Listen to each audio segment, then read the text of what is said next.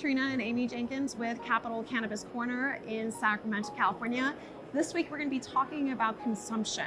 With Prop 64 passing, there's been a lot of questions. A lot of folks really don't understand, is consumption really allowed? Where can I consume? How does this work? And you know what, to be honest with you, Amy, it is confusing, isn't it? Yes, like everything else related to cannabis and cannabis policy, consumption is indeed very confusing.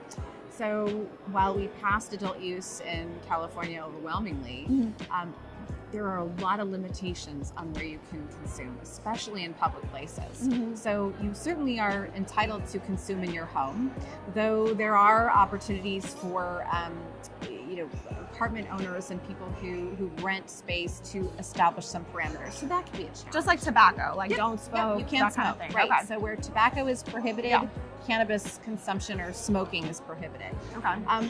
But at the same time, there are ways in which you can consume in a public space. But in doing so, when you can, the parameters are, you either have to be part of a temporary event. So for instance, a concert venue. We've had a couple events here in Sacramento, the Emerald Cup. But that requires both local authorization and a state temporary license. Okay. And so they have to go through that process to actually allow that to happen. And there's a lot of parameters involved. You can't consume alcohol in the same place where you're consuming. Oh. So there's that option. And then there are consumption lounges. And right now there are very, very few. There's just a handful of cities that are exploring consumption lounges. And there's actually a bill in the legislature that we should probably talk about at some point in the future that will basically establish a consumption license.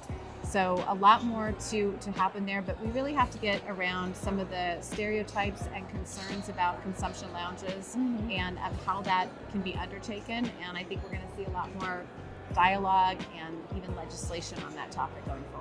And a lot of folks actually have brought up there are obviously bars and different types of places that one can go to consume alcohol.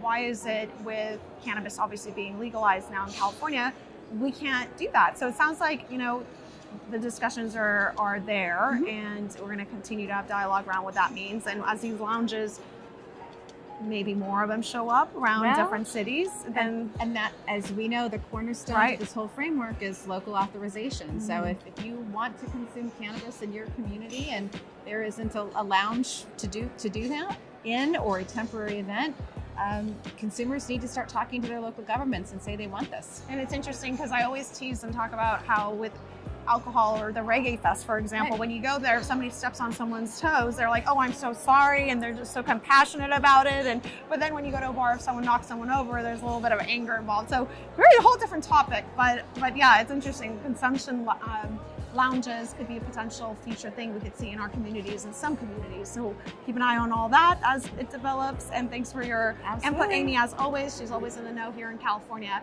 And thanks for the ads and follows, and continue to follow for more content.